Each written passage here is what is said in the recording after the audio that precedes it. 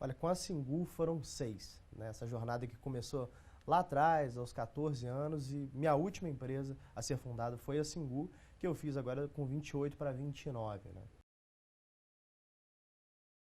Bom, eu estava no interior, né, numa cidade chamada Carangola, 37 mil habitantes, a cidade onde eu nasci e parcialmente fui criado.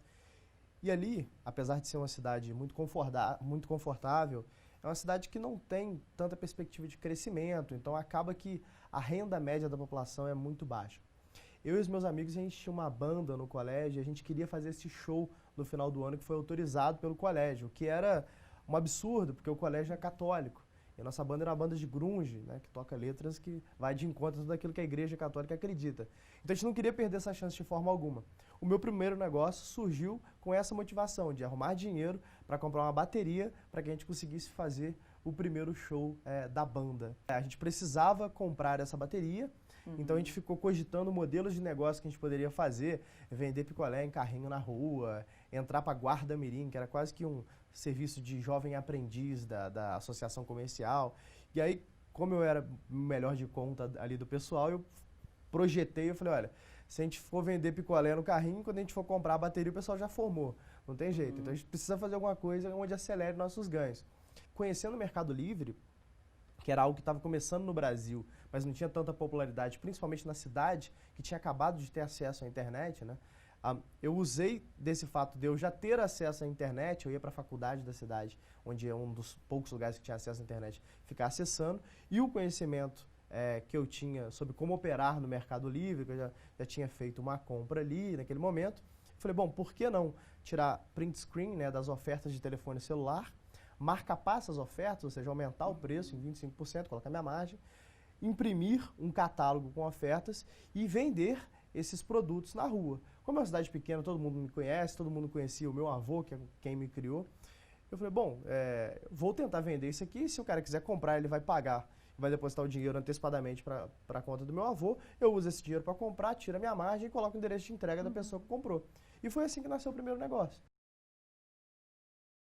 Olha, acho que fôlego é algo que você tira ou da necessidade, né, ou da paixão. Eu tive sorte de ter bastante paixão naquilo que eu faço, adoro empreender, adoro criar emprego, adoro criar algum valor para a sociedade, eu me sinto importante fazendo isso. E a necessidade veio junto. Eu sou de uma família muito pobre, minha mãe é cabeleireira, meu pai é policial militar. Primeiro da vontade de transformar a minha realidade. Aí eu me apaixonei pelo veículo pelo qual eu posso transformar essa realidade, que é empreender, né? Olha, existem tantos desafios, só que o Brasil ele ajuda a contribuir demais para esses desafios, né? Nós somos um dos piores países ranqueados no Heritage Rank, que é um ranking que analisa a facilidade de se criar negócios no país, ou seja, o índice de liberdade do país. O Brasil é um dos países menos livres do mundo, né? Um dos países mais hostis para quem quer empreender, por causa das suas leis tributárias, né? Se você colocar um livro impresso de uma lei tributária, ele vai ter quase 5 metros de altura, né, por 10 de largura. É uma loucura todo o Código Tributário brasileiro, né? Então, acho que essa legislação, né, a burocracia atrapalha demais o empreendedor. Então, eu acho que qualquer pessoa pode, de fato, se tornar criativa, né? Eu acho que talvez o termo criatividade ele pode ser adequado para alguns modelos de negócio, mas a grande maioria, né, onde você usa, de fato, a criatividade é na forma de resolver o problema. Então, se você acha um problema que, de fato, é relevante e que tem pessoas que gostariam de pagar para a resolução desse problema, na busca do que a gente chama de pivotar, né, que é iterar em cima de modelos aplicados para ver se você consegue fazer algo replicável e escalável, você consequentemente vai ser criativo. Então acho que qualquer pessoa, sem isenção alguma, com qualquer nível cultural, qualquer nível educacional, pode empreender. Eu sempre, a cada negócio que eu crio, a cada ano que passa, eu me torno um empreendedor melhor do que eu era, né? Aquele Thales com 24 anos que fundou a EasyTaxi é o Thales completamente diferente do Thales com 28 anos que fundou a Singu. Consequentemente, hoje o Thales de 30 é bem mais maduro, bem mais seguro das suas ações. É prática, né? Na medida que você vai executando qualquer coisa que você faça na sua vida, você tende a ser melhor. Bom, é muito difícil uma pessoa começar do zero e conseguir fazer um negócio de sucesso, né? A tendência é que Na medida que você vai criando negócios ou tentando fazer negócios, você vai se aprimorando até que você consiga fazer algo de sucesso. Fiz bastante coisa, né? 3 empresas até fazer a 4ª, que de fato deu certo. O que essa pessoa precisa fazer para pelo menos trilhar esse caminho do sucesso, se a gente puder chamar dessa forma, né? Tem algumas coisas a tomar cuidado. A primeira delas seria, eu tenho capital suficiente e muitas vezes esse negócio vai demorar por volta de 2 anos para te dar o primeiro real em salário, né? Porque o primeiro você tem que investir em marketing para crescimento do negócio, você tem que contratar pessoas para trabalhar com você, lembrando que a cada real gasto para contratação no Brasil ele custa 2, né? Um funcionário custa o dobro do que de fato você paga para ele, então é muito caro contratar e manter alguém na empresa. Então a gente precisa observar esse fato, se o empreendedor ele pode se manter de 1 a 2 anos sem receber salário. Isso é importante. O segundo passo é se preparar. Quem quer empreender, principalmente no setor de tecnologia, que é o setor que eu entendo um pouco mais, é preciso se preparar demais, né? Ao bem da verdade é que a educação hoje está bem mais popularizada, principalmente por causa da internet, né? Você tem grandes redes educacionais que conseguem entregar uma educação de qualidade a um preço acessível, como vocês mesmos fazem, e tem educação gratuita de muita qualidade, né? Ivy Leagues que dão cursos inteiros gratuitos na internet, que os alunos podem se preparar para poder montar a sua companhia. De um problema relevante, né? Vou dar o exemplo da EasyTaxi. Eu estava lá num dia chuvoso, num torneio, num campeonato de empreendedorismo, onde você tinha 2 dias para poder montar um modelo de negócio. O famoso MVP, né? O Minimal Viable Product, ou no português claro, um protótipo que funcione, navegável. A gente tinha uma ideia de fazer um aplicativo de ônibus, na verdade. O que a gente queria era, bom, eu estou no ponto A, quero ir para o ponto B, eu sei quais ônibus passam nesse ponto, eu vou dar uma lista para o usuário via aplicativo desses ônibus, ele clica e eu vou traquear esses ônibus. Quando ele estiver a 1 quilômetro de você, eu mando um SMS para que você desça para o ponto de ônibus. Pensou, bom, em dias chuvosos, talvez as pessoas deixariam seus carros em casa para usar mais transporte público. Essa era a intenção. Mas olha, 2 notícias, uma boa e ruim. A boa é que a ideia é muito legal, a ruim é que a Google já está fazendo isso. Ninguém quer competir com a Google, né? Então o nosso time que tinha, sei lá, umas 10 pessoas, todo mundo foi embora, ficamos eu mais 3. E ao final da noite eu disse a esse povo, falei, gente, vamos para casa, a gente está de cabeça quente, não conseguiu sair nada hoje, vamos tentar ter uma ideia aqui para que a gente amanhã volte e faça alguma coisa. A menos pior, a gente executa para apresentar no domingo. Desci para a rua para tentar conseguir um táxi ali debaixo de chuva. Não conseguia, né? Táxi no Rio de Janeiro não para em chuva, não sei o que acontece. Naquele momento me veio um estalo, deixa eu pesquisar sobre isso. E não achei ninguém fazendo naquela época. Então fui na internet, pesquisei em inglês, pesquisei em português. Não tinha ninguém, né? A EasyTaxi foi uma das primeiras do mundo a fazer esse modelo. E esse modelo começou ali no ano final de 2010 e início de 2011, que foi exatamente quando a gente criou. Então, como eu não achei nenhuma referência, eu falei, bom, temos 2 opções aqui, né? Ou esse negócio é tão ruim que ninguém quis fazer, ou a gente está pronto para fazer história, né? Eu costumo dizer para quem quer empreender que, ao invés de pensar em ideias, pense em problemas, né? Problemas que são relevantes para um grande grupo de pessoas, que esse grupo de pessoas pagariam suficientemente bem para que você consiga criar um modelo de negócio replicável e escalável. Se você conseguir achar esse problema, é 80% do caminho andado para lançar um negócio. Nós, como estamos sempre com as antenas ligadas, buscando oportunidades, a gente acaba, em alguns momentos, perdendo foco.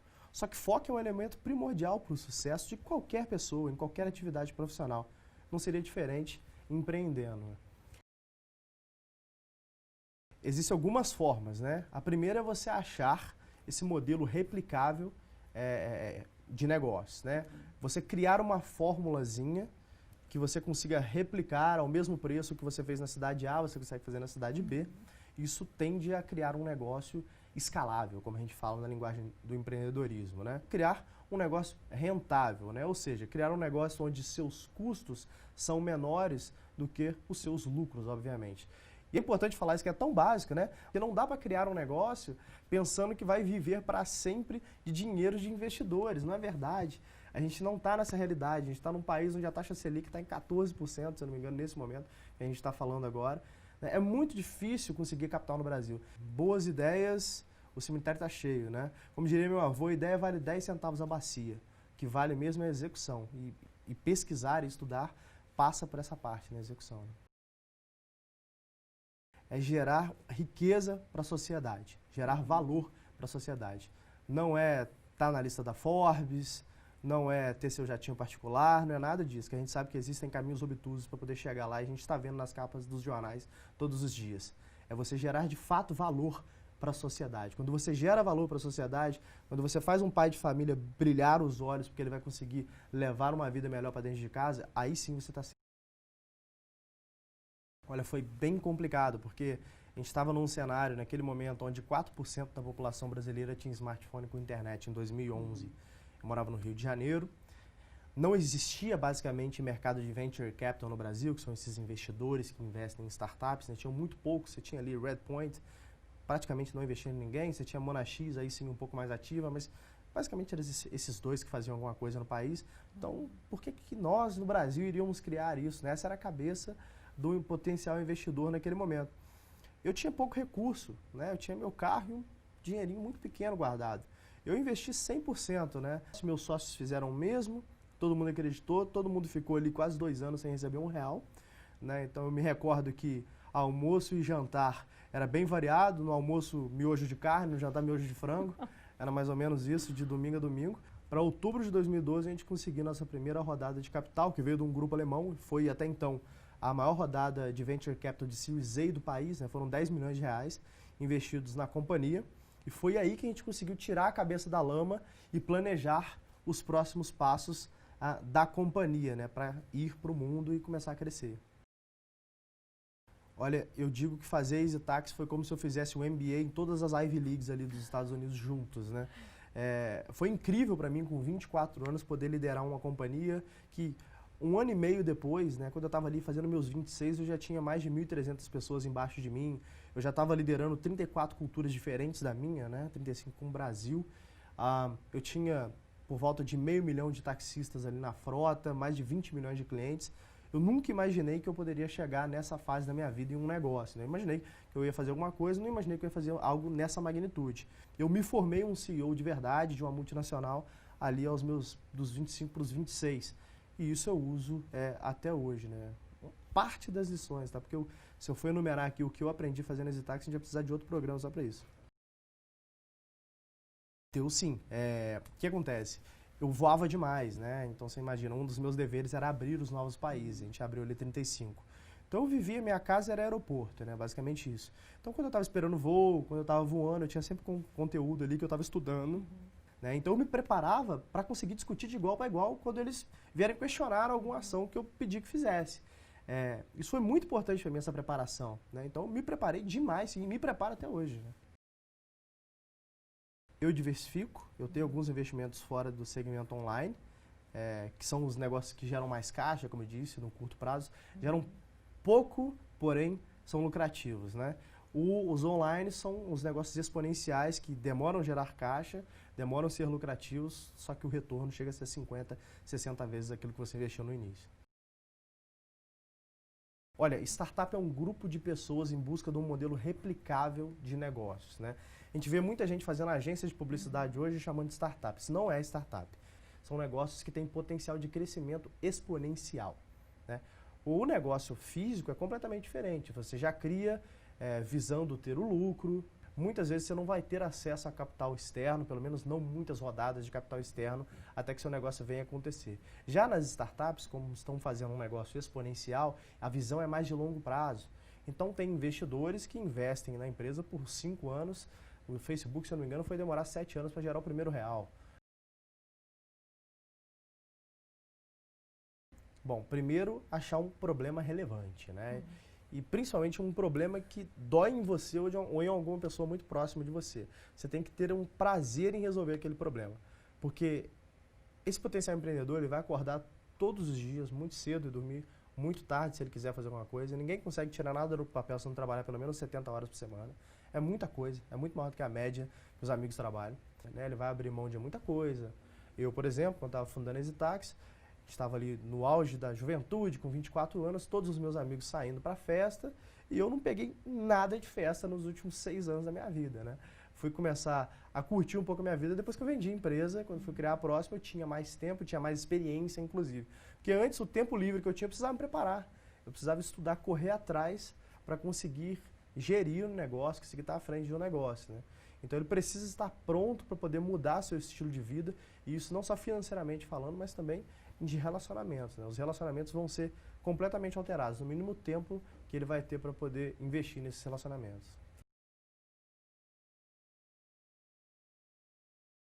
Bom, o empreendedor, ele geralmente, ele acha que ele vai conseguir investimento em cima de uma ideia. Esse é um erro crasso, eu diria. Outro, o empreendedor acha que ele pode fazer tudo sozinho. É a síndrome do super-herói. Não pode. Ele precisa de sócios para conseguir fazer um negócio acontecer. Você precisa achar pessoas complementares. Se você for montar um time de futebol, por exemplo, você não vai montar só com atacante nem só com goleiro. Você precisa do atacante, do meio de campo, do defesa e do goleiro. Então você precisa achar pessoas que te complementem e dividir ações com essas pessoas, o que nos leva ao terceiro erro. O empreendedor, às vezes, ele tem um cofundador, mas ele quer dar um mínimo de equity, né, de ações da empresa para esse cofundador. Isso não vai acontecer, porque você precisa alinhar o seu time. Preciso dividir mais a empresa entre os cofundadores, até porque 100% de nada é nada, né? Você precisa de ajuda para construir alguma coisa, né? Quando eu penso nesse quarto erro, eu diria que é um erro muito comum, inclusive em pessoas que já fundaram a companhia, né? Eles não têm o hábito de gerir por números. Eles tendem a ter hábitos de gerir por intuição. E gerência por intuição ficou lá na época do nosso avô, não dá certo mais hoje. Hoje a gente vive a era do Big Data. Bom, vamos para o quinto erro. O empreendedor demora tempo demais para lançar algum produto. Eu costumo dizer que feito é melhor do que perfeito, né? Se for para lançar alguma coisa, lança logo, deixa o avião no ar ali, mesmo que capengue, vai consertando e vai melhorando. Quando você demora para lançar alguma coisa, alguém pode fazer na sua frente e você perde o timing, né? Que é o tempo certo para poder lançar alguma coisa. Então tem que se atentar ao timing para lançar esse negócio. E por fim, né, o ego, que é o principal vilão nessa história com o empreendedor. Muitos empreendedores, quando conseguem fazer um negócio dar certo, eles deixam o ego falar por si só, né? E é preciso domar esse ego. É um livro que eu estou fazendo com muito carinho ali, desde dezembro, final de novembro para dezembro, escrevendo esse livro, onde eu conto a minha trajetória para dar um tom de livro de história mais fácil de ler, mas em cima de cada parte da minha vida, dessa trajetória, eu dou uma ferramenta prática que o empreendedor pode usar naquela fase que ele está vivendo, como que ele valida esse mercado, né? Até passando por essa parte da geração da ideia até a fase da venda da empresa, né? Quais são os termos que você precisa ter em contrato com seus investidores para que você consiga fazer uma venda bem sucedida, caso ela venha acontecer, como que você se protege em um evento de liquidez, né? Passando por parte de gestão, qual é a forma certa de contratar executivos. Gente, primeiro, se você quer empreender, tenha certeza que você ama aquilo que você está fazendo. Você vai acordar todo dia de manhã super focado em fazer aquele negócio e saber que talvez esse negócio vai demorar 3, 4 anos para dar certo. Se você não encontra um problema que você ama, provavelmente você vai desistir no meio do caminho. Muitas pessoas têm ótimas ideias de negócio, times maravilhosos, mas desistem no meio do caminho porque simplesmente estavam fazendo algo simplesmente para ganhar dinheiro. Para ganhar dinheiro é mais fácil ir para o mercado de trabalho. Empreender não é o caminho mais fácil de ganhar dinheiro, nem de longe, mas é o caminho mais fácil de você entregar um valor para a sociedade. Então, se você de fato ama um problema, né, aquele problema quando você deita a sua cabeça no travesseiro à noite, você não para de pensar naquilo que te incomoda, né, que é aquela coisa que vem de dentro. Essa é a hora de empreender. Se você sente isso, de fato, vá buscar um time, né, vai buscar iterar em cima dessa ideia para que você busque esse modelo escalável e replicável de negócio. Aí sim, você tem grandes chances de fazer um startup de sucesso e, por fim, gerar valor para a nossa sociedade.